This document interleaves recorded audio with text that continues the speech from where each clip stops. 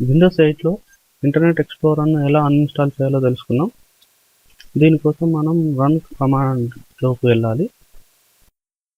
మన కీబోర్డ్‌లోని window +R press చేయడం ద్వారా రన్ కమాండ్ వస్తుంది. దాంట్లో appwiz.cpl అని టైప్ చేసి ఓకే చేయడం ద్వారా మనకు ప్రోగ్రామ్స్ అండ్ ఫీచర్స్ అనే విండో అపియర్ అవుతుంది. దీంట్లో మనం లెఫ్ట్ సైడ్ ఉన్న ఆప్షన్స్లలో turn windows features on or off అనే ఆప్షన్ మనం క్లిక్ చేయడం ద్వారా ఒక విండో మనకు ప్రోగ్రామ్స్ విండో వస్తుంది. ఆ విండోలో ఇంటర్నెట్ ఎక్స్‌ప్లోరర్ 10 అనే ఆప్షన్ మనం అన్టిక్ చేయడం ద్వారా మనం ఇంటర్నెట్ ఎక్స్‌ప్లోరర్‌ని అన్‌ఇన్‌స్టాల్ చేయవచ్చు.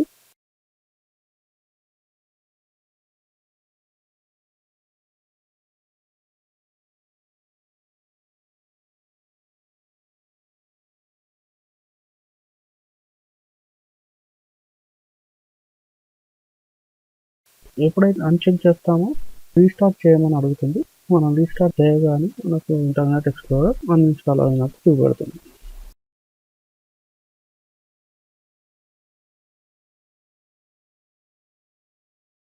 Thank you.